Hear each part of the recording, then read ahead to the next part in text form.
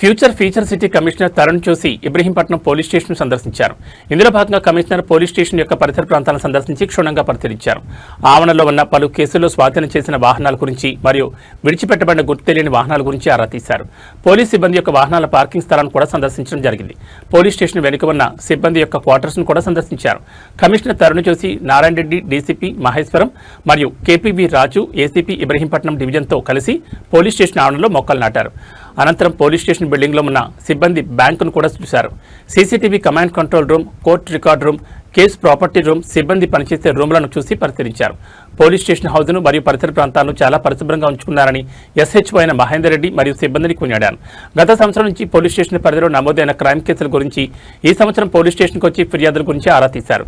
Police స్టేషన్లో సిబ్బంది యొక్క పనితీరు గురించి అడిగి తెలుసుకున్నారు.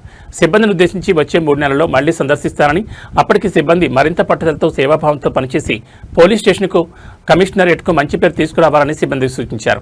బాగా పనిచేసే వాళ్లకు గుర్తింపు ఉంటుందని పేర్కొన్నారు. ఎల్లప్పుడూ విజిటింగ్ పోలీసింగ్ వల్ల నేరాలను అరికట్టొచ్చని, ప్రజల భద్రతా దృష్ట్యా ప్రజల్లో నమ్మకం కలిగించొచ్చని తెలిపారు. పట్టణంలోనే కాకుండా గ్రామాలకు కూడా గ్రామ పోలీస్ అధికారి సందర్శించి ప్రస్తుతం జరుగుతున్న నేరాల పట్ల, చట్టం పట్ల ప్రజలకు అవగాహన కల్పించాలని తెలిపారు. వీటితో పాటు నేరాలను అరికట్టడం మరియు నేరాలను నిరోధించడం పోలీసు యొక్క ముఖ్య విధి అని సిబ్బందికి చెప్పారు. కమిషనర్ సిబ్బందితో మాట్లాడుతూ తమ యొక్క విధుల గురించి చాలా అంశాలను ప్రస్తావించి వారి యొక్క ఇబ్బందుల గురించి కూడా అడిగి తెలుసుకున్నారు. పోలీస్ స్టేషన్కు వచ్చిన బాధితుల పట్ల ఏ విధంగా ప్రవర్తించాలో కూడా చెప్పారు. ఇబ్రహీంపట్నం మండల పరిధిలో పలు ఇంజనీరింగ్ కాలేజీలు, ఇతరత్ర కాలేజీలు ఉండడం వల్ల మాదక ద్రవ్యాల నిరోధం గురించి, ఆన్లైన్ గేమింగ్, బెట్టింగ్ల గురించి కాలేజీల్లో అవగాహన సదస్సులు ఏర్పాటు చేసి విద్యార్థుల్లో అవగాహన కల్పించాలని ఆదేశించారు.